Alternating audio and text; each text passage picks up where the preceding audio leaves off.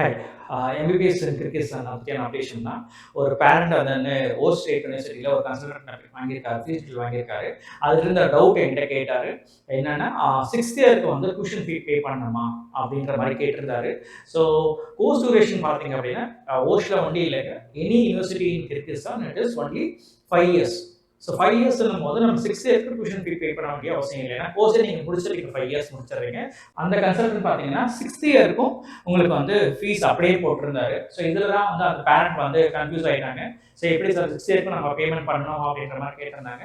So அப்படி இல்லைங்க. So 5 இயர்ஸ்க்கு பேமெண்ட் பண்ணாவே போதும். 6th இயர் வந்து இன்டர்ன்ஷிப் தான் பண்ண போறீங்க. 5th இயர்ல நீங்க வந்து கோர்ஸே முடிச்சிருக்கீங்க.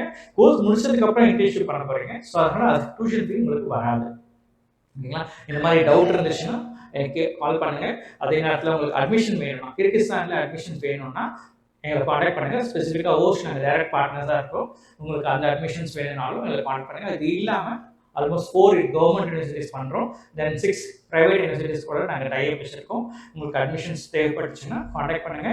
அண்ட் சில காலேஜஸ் ஸ்காலர்ஷிப் அவைலபிள் பண்ணியிருக்காங்க. உங்களுக்கு அதை பற்றி இன்ஃபர்மேஷன் வேணும்னாலும் எங்களை காண்டாக்ட் பண்ணுங்க.